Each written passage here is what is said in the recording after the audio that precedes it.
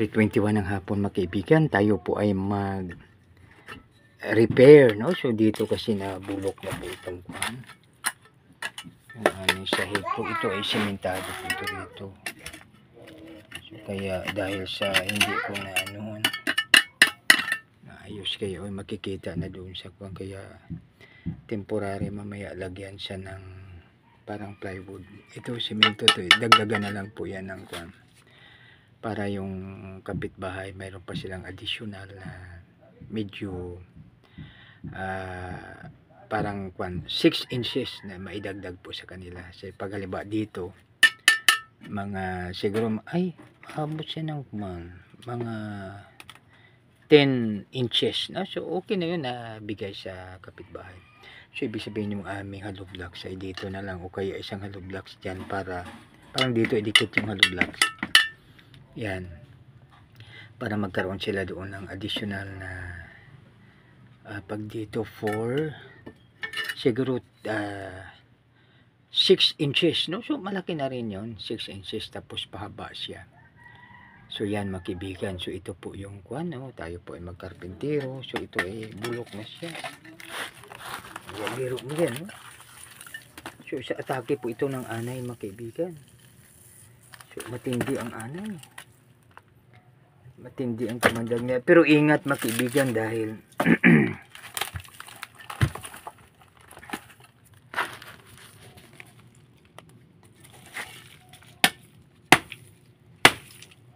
may nakuha na siya, maano na ito ay bato yan.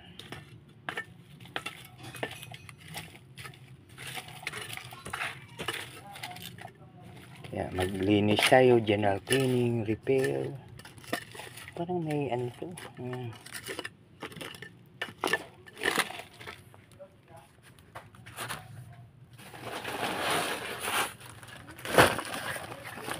pako, pwede na pong ilagay dito.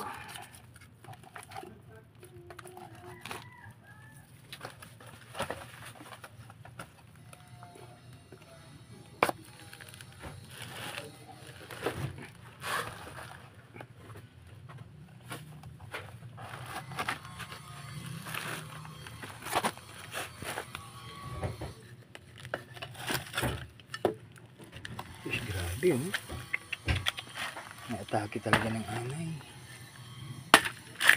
Ito na siya.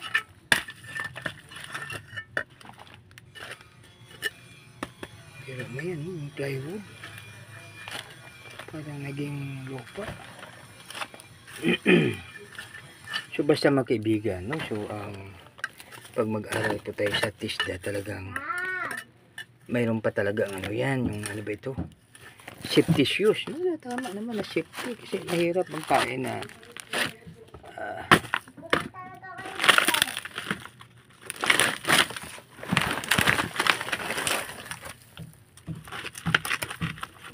grabe kaya pala, ha?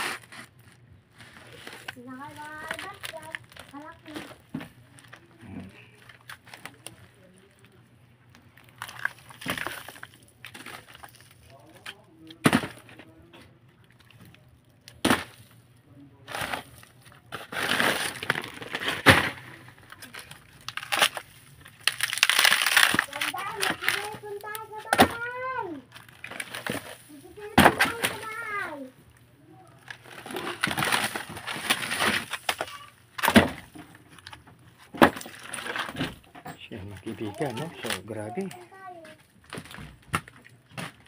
pero ang solusyon hollow blocks yan. May hollow blocks dyan, hollow blocks.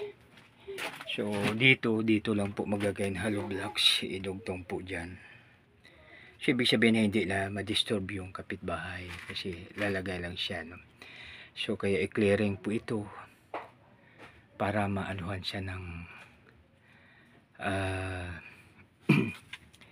maanuhan po siya ng hollow blocks, no?